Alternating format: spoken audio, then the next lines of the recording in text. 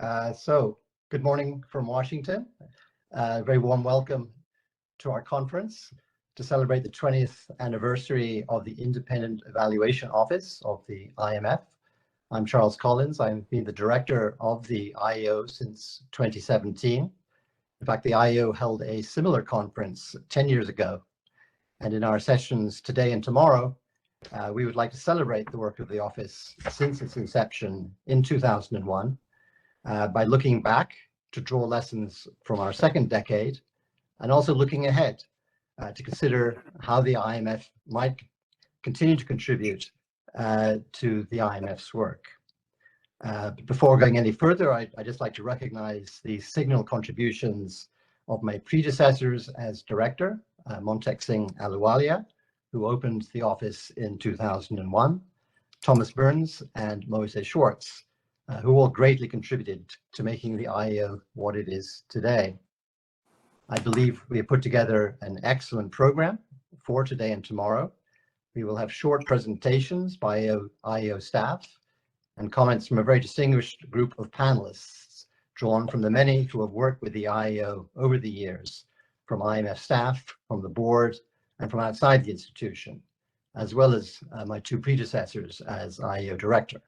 And I'm particularly looking forward to a keynote address tomorrow by Nairi Woods, who's the Dean of the Oxford University's Blavatnik School of Government. But first, it is my great pleasure to welcome the IMF's Managing Director, Kristalina Georgieva, to provide some opening remarks.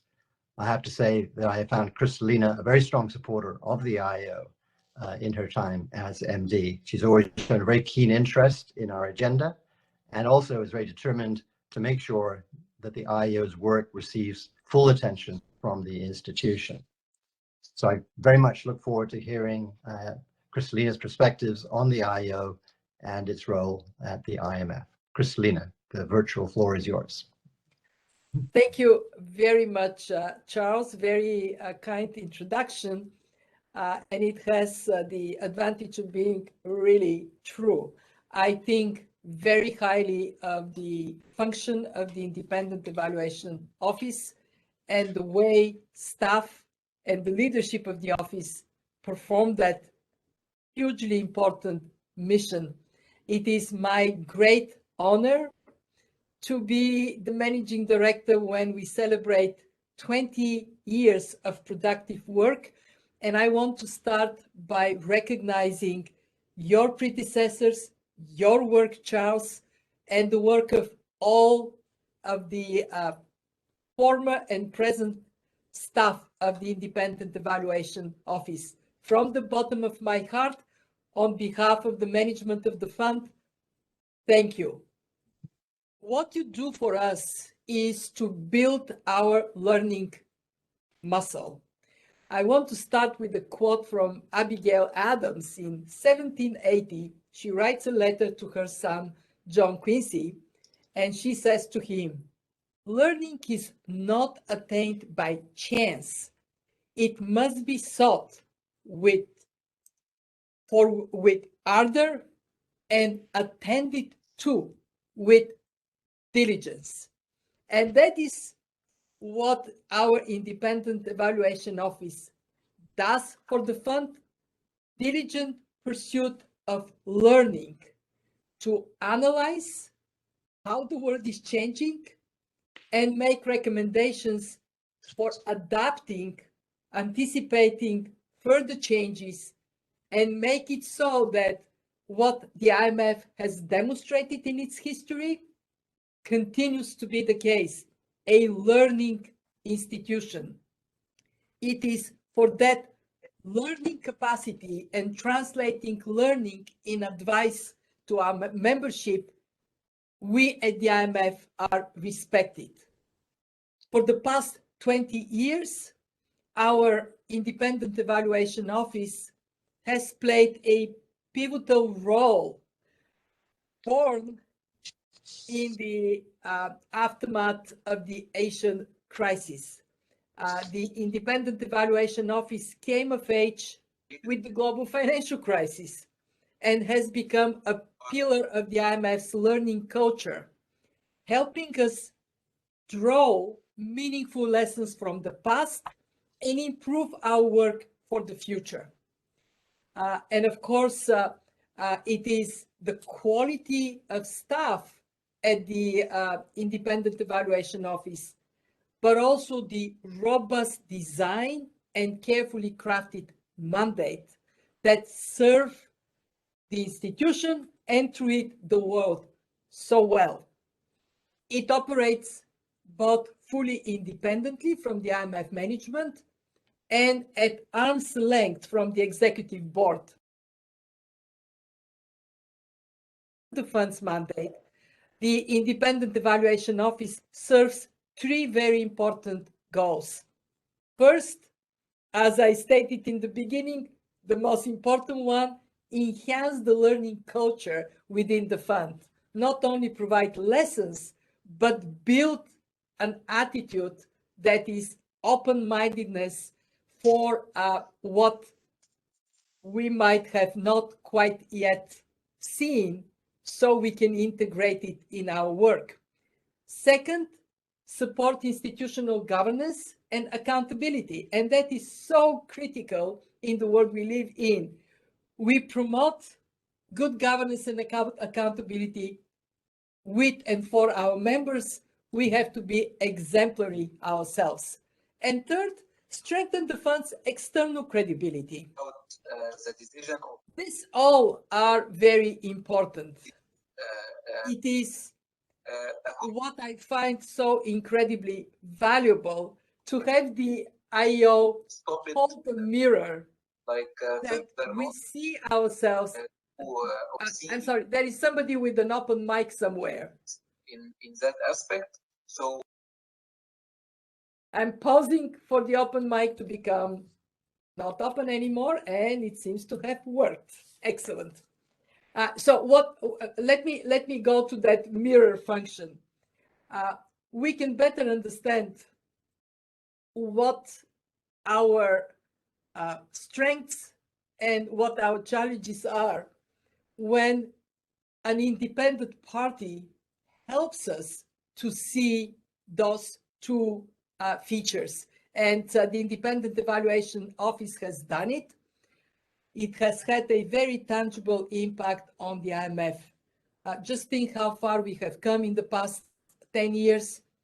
Let me give you 5 examples of where you, Charles, your troops have helped us do better. First, after the global financial crisis and European debt crisis, the Independent Evaluation Office prompted the fund to rethink its approach to crisis prevention and response. And I'm sure the learning that was inspired by your work has been instrumental in how nimble the fund has been with its emergency response to the COVID-19 pandemic and the way we diagnosed the crisis rapidly for the benefit of the membership. Second, our efforts to better integrate social spending in economic policy advice benefited from Independent Evaluation Office recommendation. And it is, again, crucial, especially as we are dealing with this crisis like no other. Third, the evaluation on fragile states. It is helping us with our new comprehensive strategy for this group of countries. Unfortunately, those that are now falling further behind in this pandemic-induced economic crisis. Fourth, your insights, the IEO insights, have been critical for advancing our thinking on capital flows and the integrated policy framework coming early next year. And 5, you have given us great advice on how to build our collaboration with the World Bank at a time when us working together is so absolutely critical for the crisis we are dealing with now, but also in the face of the climate crisis.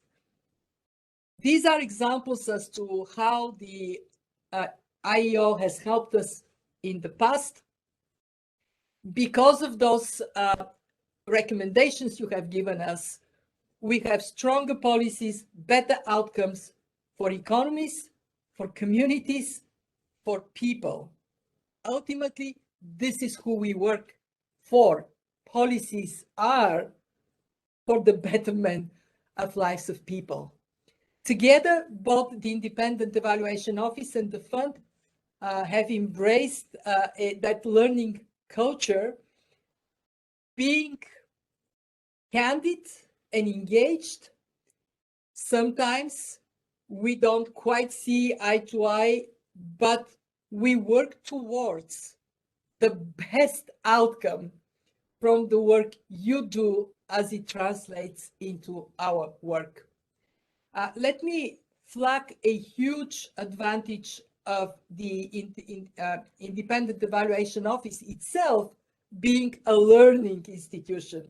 It has become more agile, streamlined, and responsive. And I personally benefited from that agility. Charles, as you know, I came to you for a quick takeaway of previous evaluations on where the fund needs to strengthen its capacity as we are preparing for a budget augmentation that is necessary for the fund to be effective. And now we are asking you for your take on how we can provide more rigor in the work we do in terms of research and engagement with our multiple departments. We feed your recommendation in our work as well in a way that is agile. We have seen implementation plans as continuous improvement in the way we respond to your recommendations. They are now more focused, and we managed to come up with the best possible acronym for what they are. SMART: specific, measurable, achievable, relevant, and time-bound. And that increases your impact. You said in the beginning, we have to think about the future, what is ahead of us. As you step into your third decade, there is no question that the world faces new challenges. It is a fast-changing world, and unfortunately, we see also the risk-prone nature of this world becoming more profound. We have to take these changes in our work, and we count on you to be our partner as we do so. We welcome very much your ability to bring analysis to what matters the most, to draw insightful lessons based on systematic evidence, and to have evaluations that are concise and readable. And as a result of that, more impactful. With a range of evaluation modalities, including the short format, the updates, you can be flexible in this fast-changing world to come with just-in-time evaluations that help us to grow as an institution and be more effective in the face of challenges ahead of our members. As we start to emerge from this crisis, the crisis like no other, I very much look forward to the evaluation of our early response to the disruption caused by COVID-19. Already underway, I have no doubt, like your reflections on previous crises, this evaluation will provide important insights for crisis prevention, crisis management, and for helping us handle future shocks, so critical in this richer but more shock-prone world of ours. So let me conclude with the following thought. As we look beyond the pandemic, much of the focus of our discussions with member countries is how to help them create more resilient economies for the future. I do hope that you will give us insights on how we defined resilience in a more comprehensive manner. How we think about resilience of people, of our planet, and the economies in a way that fits into policy discussions in our members and adds to the quality of their efforts to accelerate a transformation pressed upon all of us in this fast-changing world. You helped us to be a more resilient IMF, and I count on you to help us also deliver support for greater resilience of our members and the world economy as a whole. So the fund will continue to evolve together with the membership, together with you. This conference is an excellent opportunity to celebrate your achievements, but also to brainstorm ideas for the future. Again, from the bottom of my heart, to all in the Independent Evaluation Office, to all participating in the conference, thank you, and I wish you a very productive and fruitful discussions. Thank you, Charles. Thank you so much, Kristalina. Those are very supportive, very encouraging remarks. And I think you've given us a lot of food for thought as we go through the next couple of days. I particularly liked your emphasis on the need for the IEO to be nimble, to be flexible, to deliver just-in-time evaluations, and also to be open and to think hard, to brainstorm about how we can best contribute to an IMF that supports its members to become truly resilient. I think those are really excellent guidance for us as we move ahead with our discussions today and tomorrow. And indeed, we really will want to do exactly what you are encouraging us to do. So thanks very much, Kristalina. I really appreciate your presence to launch our meeting with Real Style. Thank you very much.